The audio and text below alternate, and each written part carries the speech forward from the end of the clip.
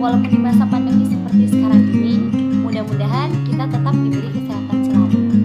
Baik, langsung aja di sini saya akan menjelaskan 5 poin yang berupa hasil ujian akhir semester saya pada mata kuliah Pendidikan Kewarganegaraan.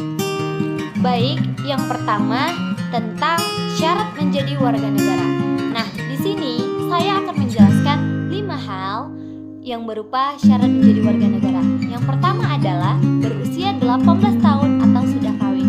Yang kedua, tidak pernah dijatuhi pidana. Dan yang ketiga, jika dengan memperoleh kewarganegaraan Republik Indonesia tidak menjadi berkewarganegaraan ganda. Yang keempat, bertempat tinggal di wilayah negara Republik Indonesia paling singkat 5 tahun berturut-turut. Dan yang terakhir, sehat jasmani dan rohani. Kemudian, poin yang kedua membahas tentang perbedaan asas yang dianut oleh suatu negara. Nah, di sini ada 2 perbedaan asas yang dianut oleh suatu negara yang akan kita bahas. Yang pertama adalah status bipatrit. Bipatrit adalah istilah orang-orang yang memiliki kewarganegaraan ganda. Nah, contoh bipatrit adalah misal seorang keturunan bangsa Y yang menganut asas jus sanguinis lahir di negara X yang menganut asas jus soli. Oleh karena ia keturunan bangsa Y, maka dianggap sebagai warga negara Y. Akan tetapi, negara X juga menganggap warga negaranya karena berdasarkan tempat lahirnya. Dan yang kedua, status apatrid. Apatrid adalah istilah untuk orang-orang yang tidak memiliki kewarganegaraan. Nah, contoh apatrid adalah misal seorang anak lahir di negara yang menganut asas jus sanguinis, sementara orang tuanya berkewarganegaraan yang menganut asas jus soli. Baik, yang ketiga adalah membahas tentang latar belakang dan pengertian wawasan Nusantara. Pengertian wawasan Nusantara adalah cara pandang bangsa Indonesia terhadap rakyat, bangsa dan wilayah negara kesatuan Republik Indonesia yang meliputi darat, laut, udara sebagai satu kesatuan politik, ekonomi, sosial, budaya, dan pertahanan keamanan. Dan latar belakang wawasan Nusantara terbagi menjadi 4 aspek.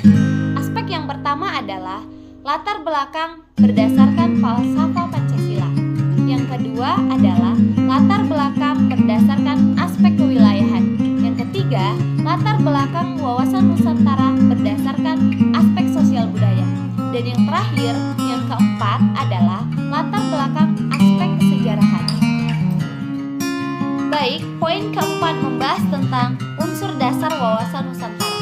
Unsur dasar wawasan Nusantara yang pertama adalah wadah. Wadah memiliki 3 komponen. Komponen yang pertama adalah wujud wilayah. Komponen yang kedua, tata inti organisasi. Dan komponen yang ketiga adalah tata kelengkapan organisasi. Kemudian, unsur dasar wawasan Nusantara yang kedua adalah isi. Isi memiliki 2 komponen. Komponen yang pertama adalah batiniah dan komponen yang kedua adalah lahiriah. Dan unsur dasar yang terakhir adalah tata laku. Kemudian, poin kelima membahas tentang hubungan antara wawasan Nusantara dengan ketahanan nasional.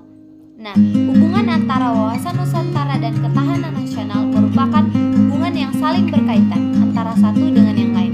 Wawasan Nusantara yang merupakan suatu kesamaan pandangan suatu bangsa mengenai diri dan lingkungan yang menjadi dasar pemikiran seluruh warga Indonesia. Tujuannya agar dapat terbentuk ketahanan bangsa.